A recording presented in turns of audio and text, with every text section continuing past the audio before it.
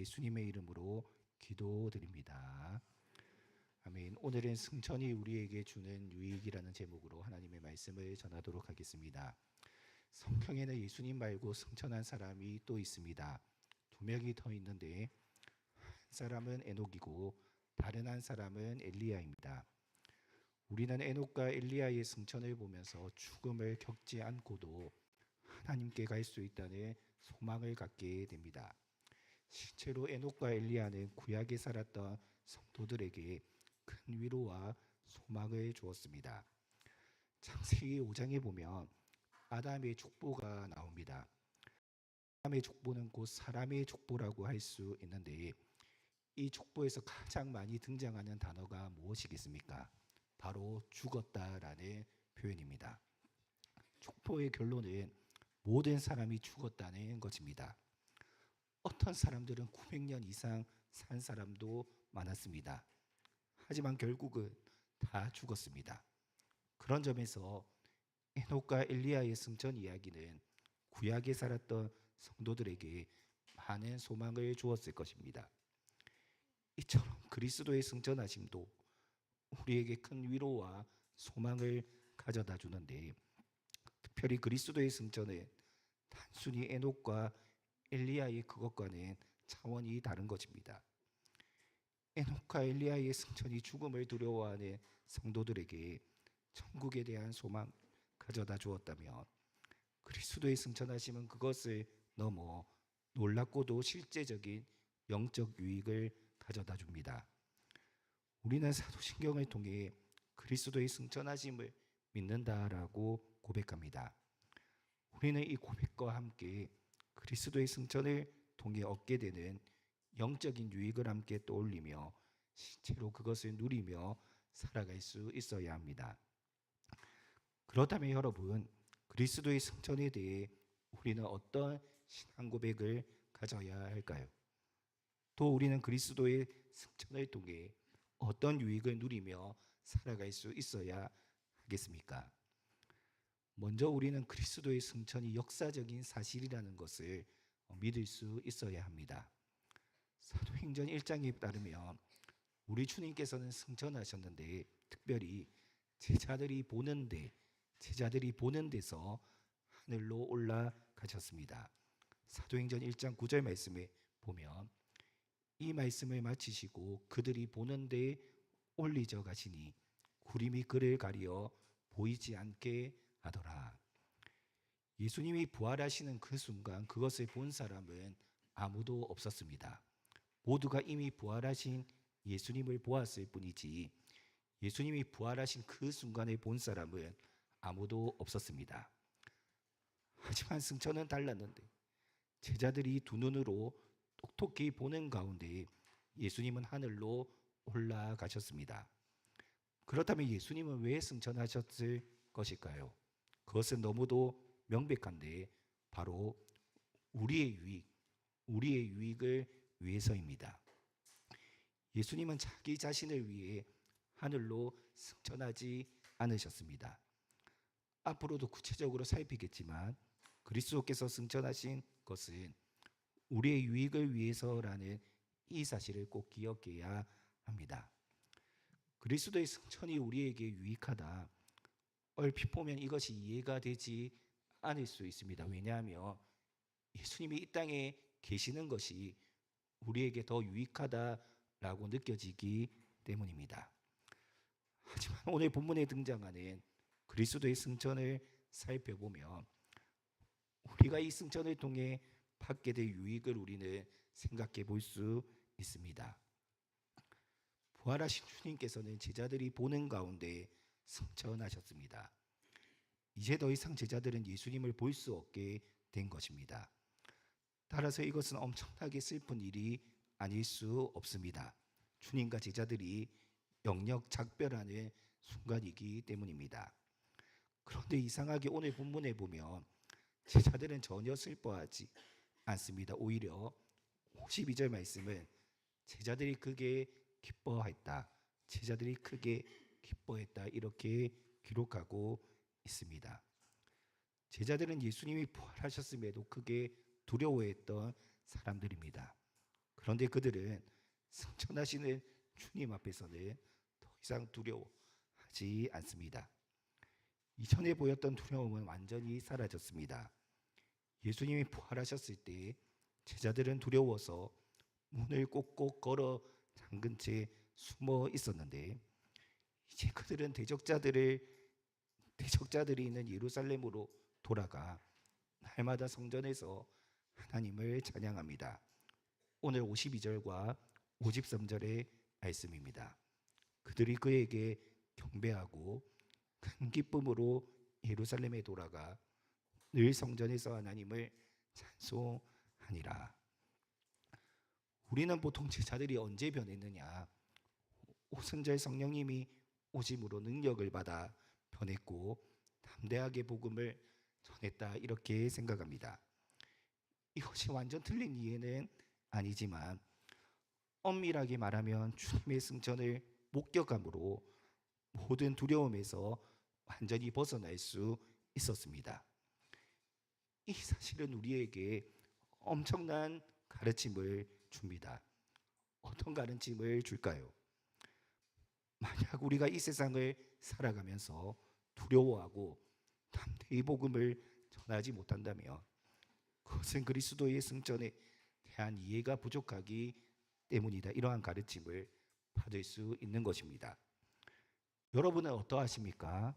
여러분은 그리스도의 승천에 대한 올바른 믿음을 가지고 계신가요? 사랑하는 성도 여러분, 우리는 대적자들을 조금 더 두려워할 필요가 없습니다. 교회를 흔들어 놓으려고 하는 그 어떤 세력도 두려워하지 않아도 됩니다. 왜냐하면 그리스도께서 승천하셨기 때문입니다. 그리고 그 승천하신 주님께서 산자와 죽은 자를 심판하러 땅에 오실 것이기 때문입니다.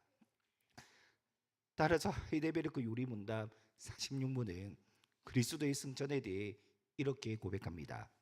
그리스도는 제자들이 보는 가운데 땅에서 하늘로 오르셨고 우리의 유익을 위하여 거기에 계시며 장차 산자와 죽은 자를 심판하러 다시 오실 것입니다. 예수님은 제자들이 보는 가운데 승천하시면서 그들에게 놀라운 복을 허락하여 주셨습니다. 오늘 50절 말씀에 보면 예수께서 그들을 데리고 베다니 앞까지 나가사 손을 들어 그들에게 축복하시더니, 이렇게 기록하고 있습니다. 그렇다면 여러분, 예수님은 승천하시면서 어떤 복을 제자들에게 주셨을까요? 오늘 본문은 그 복의 내용을 기록하고 있지 않지만 아마도 민수기 6장 마지막에 나오는 아론의 축복이었을 것이다, 이렇게 우리는 추측해 볼 수가 있습니다. 여호와는 내게 복을 주시고 너를 지키시며 여호와는 그의 얼굴을 내게 비추사 은혜 베푸시기를 원하며 여호와는 그 얼굴을 내게로 향하여 드사 평강 주시기를 원하노라. 그런데 이 내용을 한마디로 요약하면 어떻게 요약할 수 있을까요? 우리는 네 글자로 요약할 수가 있는데 바로 임마누엘로 요약할 수 있습니다. 임마누엘이란 하나님께서 우리와 영원토록 함께 하신다라는 의미인데, 예수님께서는 승천하시면서 내가 너희와 영원토록 함께 있겠다, 이러한 복을 주시며 하늘로 올라가신 것입니다. 여기서 우리는 한 가지 의문을 가지게 됩니다. 주님은 승천하셨는데 어떻게 우리와 항상 함께 할 수 있을까라는 생각입니다. 물론 그리스도께서는 우리와 같은 육체를 가지고 계시기에 인성으로는 우리와 더 이상 함께 계시지 않습니다. 하지만 그분은 신성과 위엄과 은혜와 성령으로 우리와 함께 계십니다. 예수님은 신성과 위엄과 은혜와 성령으로 지금도 우리와 함께 계시는 것입니다. 따라서 그리스도의 승천은 우리에게 유익하며 복이다라는 이 사실을 우리는 믿음으로 받아 누려야 합니다. 이제 그리스도의 승천이 우리에게 주는 유익을 구체적으로 말씀해 드리려고 합니다. 이 부분은 무엇보다 하이델베르크 요리문답 49문이 잘 가르쳐주고 있는데, 하이델베르크 요리문답 49문은 그리스도가 하늘에 오르심은 우리에게 어떤 유익을 줍니까? 라고 묻고 다음과 같이 대답하는데, 이 답을 우리 함께 한번 읽어보도록 하겠습니다. 설교 노트를 보시면서 함께 읽겠습니다. 첫째, 그리스도는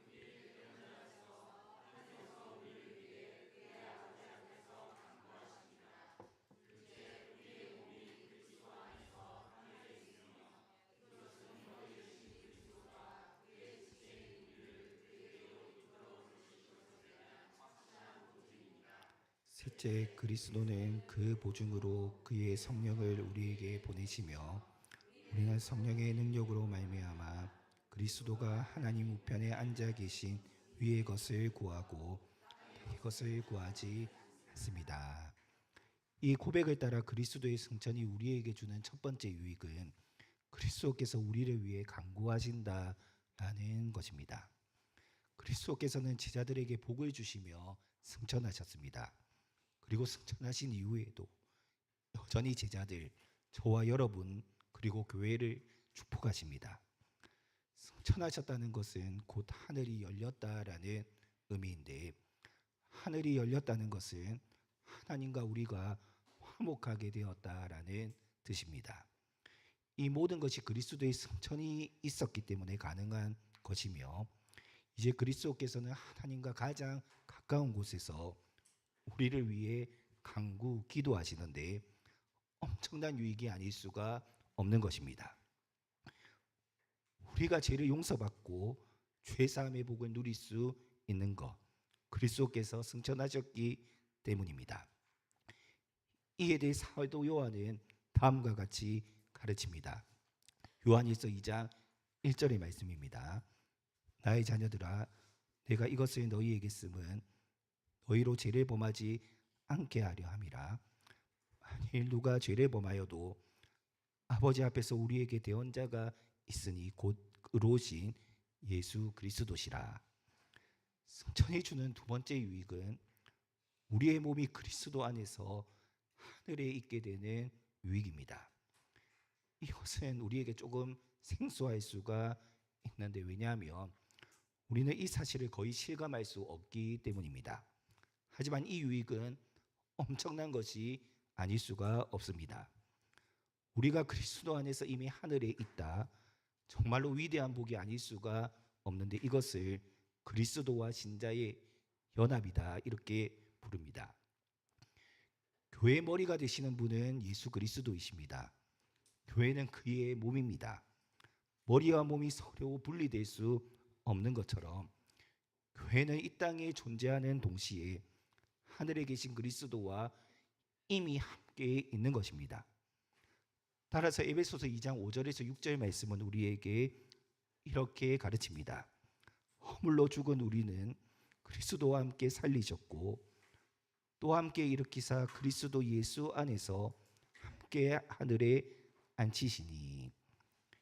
헬라어 문법적으로 보면 그리스도 예수 안에서 함께 하늘에 앉히시니 라고 할 때 앉히셨다라는 표현은 부정각어로 되어 있습니다. 부정각어란 단번에 하나님께서 우리를 하늘에 이미 앉히셨다라는 이러한 의미입니다. 그리스도의 승천과 함께 우리는 이미 하늘에 앉아 있게 된 것입니다. 이것은 너무나 명백한 구원의 은혜를 표현한 것입니다. 그리스도의 죽으심과 함께 우리는 죄에 대하여 죽었습니다. 그리스도의 부활과 함께 새로운 생명으로 다시 태어났습니다.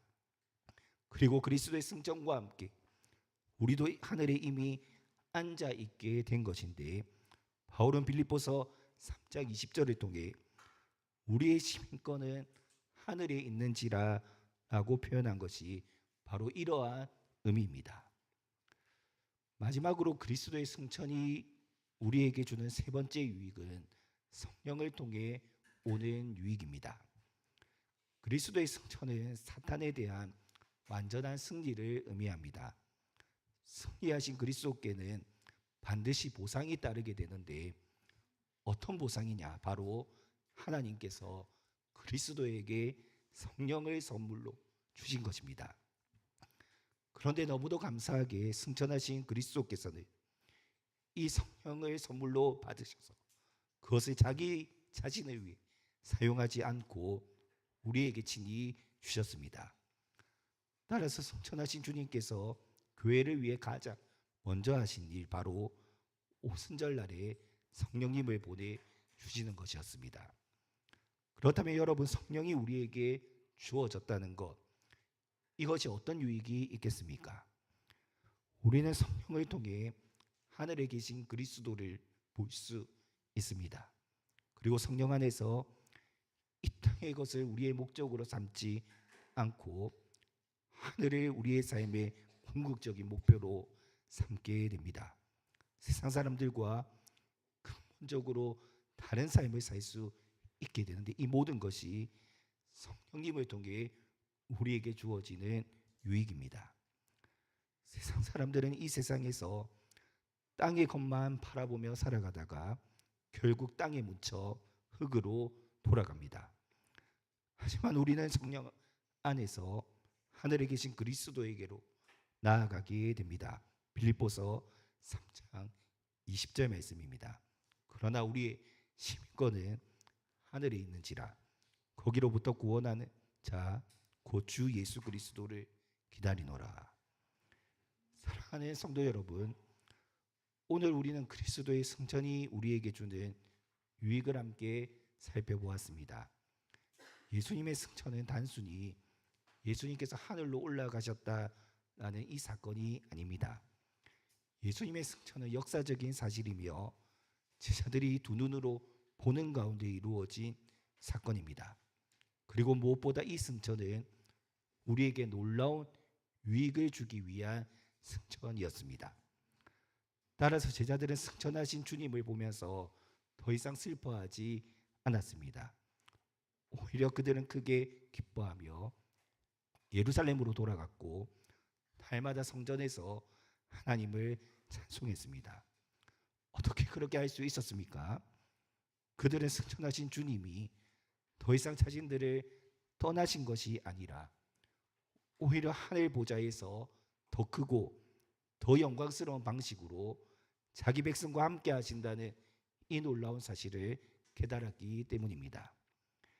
이처럼 그리스도의 승천하심은 저와 여러분들에게 그리고 우리 교회에게 엄청난 위로요 유익이라는 사실을 우리는 절대로 놓쳐서는 안 됩니다.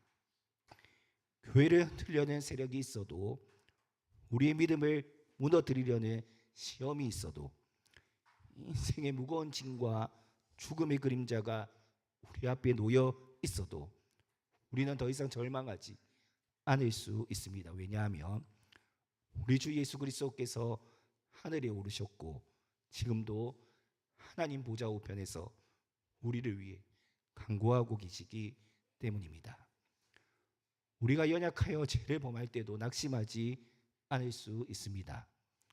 우리에게는 하나님 아버지 앞에서 우리를 위해 변호하시는 변호자가 계시기 때문입니다. 오신 예수 그리스도께서 우리의 대언자가 되셔서 우리를 위해 간구하고 계십니다. 그러므로 성도는 죄 가운데 머물러 있을 수 없지만 죄 때문에 완전히 버림받았다고 절망할 필요도 없습니다. 승천하신 주님이 지금도 우리를 붙들고 계십니다. 또한 우리는 이 땅에 살고 있지만 이미 그리스도 안에서 하늘에 속한 자들입니다. 우리의 시민권은 하늘에 있습니다. 우리의 머리 되신 그리스도께서 하늘에 계시기에 그의 몸인 교회도 결국 그 영광에 이르게 될 것입니다. 머리와 몸이 분리될 수 없는 것처럼 그리스도와 연합한 성도와 교회는 결코 그리스도에게서 끊어질 수 없습니다. 이것이 승천이 우리에게 주는 확실한 보증입니다. 그리고 승천하신 주님께서는 우리에게 성령을 보내주셨습니다. 성령께서는 우리로 하여금 땅의 것을 바라보며 살아가지 않게 하시고 하나님 우편에 앉아 계신 그리스도를 바라보게 하십니다. 세상 사람들은 땅의 것을 붙들고 살다가 결국 흙으로 돌아가지만 성도는 성령 안에서 하늘에 계신 그리스도를 바라보며 살아가게 됩니다. 우리는 이 땅에 발을 딛고 살지만 우리의 소망은 땅에 갇혀 있지 않습니다. 우리의 소망은 하늘에 있는 것입니다. 사랑하는 성도 여러분, 그리스도의 승천은 이처럼 우리에게 엄청나고 큰 위로입니다. 주님은 우리를 버려두고 떠나신 것이 아닙니다. 주님은 우리를 위해 하늘에 오르셨고 지금도 우리를 위해 간구하시며 우리를 위해 장차 그 영광 가운데 우리를 이끌어 올리실 것입니다. 그리고 우리를 위해 마지막 날에 이 땅에 다시 오실 것입니다. 우리를 위해 산자와 죽은 자를 심판하시고 우리를 위해 자기 백성을 영원한 하나님 나라로 인도하실 것입니다. 이번 한 주간도 이러한 승천에 대한 올바른 신앙 고백을 가지고 믿음으로 살아가는 우리 모두가 될 수 있기를 바랍니다. 우리를 위해 하늘에 계신 주님, 지금도 우리를 위해 간구하시는 주님, 성령으로 우리와 지금도 함께 하시는 주님, 그리고 우리를 위해 다시 오실 주님을 바라보며 믿음으로 승리할 수 있는 우리 모두가 될 수 있기를 주님의 이름으로 축원합니다.